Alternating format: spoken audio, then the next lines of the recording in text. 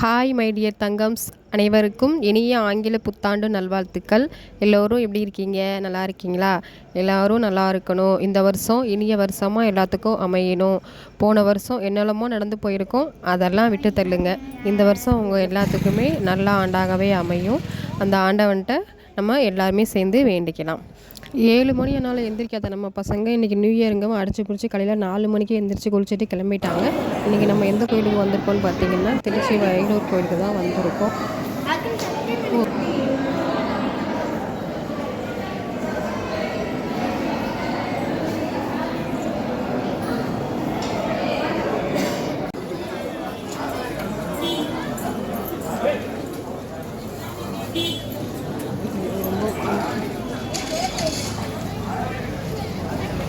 கோயில் இன்றைக்கி ரொம்பவே எதிர்பார்த்த மாதிரியே கூட்டம் அதிகமாக தான் இருந்துச்சு. நாங்கள் சீக்கிரமே வந்ததுனால சீக்கிரமாகவே சாமி கும்பிட்டுட்டோம். சாமி கும்பிட்டதுக்கப்புறம் அன்னதானம் கொடுத்துருந்தாங்க. அதை நானும் பசங்க எல்லாம் வாங்கி சாப்பிட்டுட்டு இருந்தோம். டேஸ்ட்டு ரொம்பவே நல்லா இருந்துச்சு.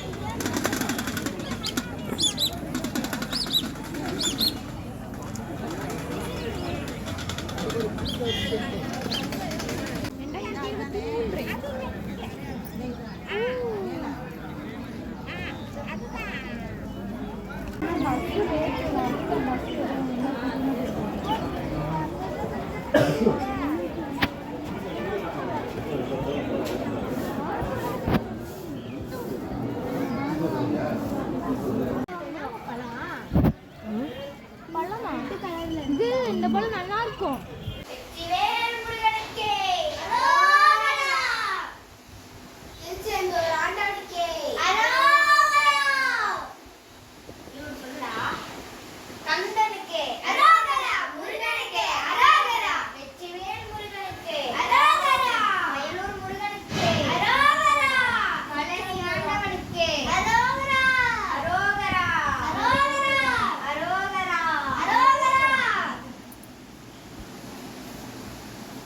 திருச்செந்தூர் ஆண்டவனே வேல் முருகா வேல் முருகா, தினம் உனக்கு நன்றி சொல்வோம்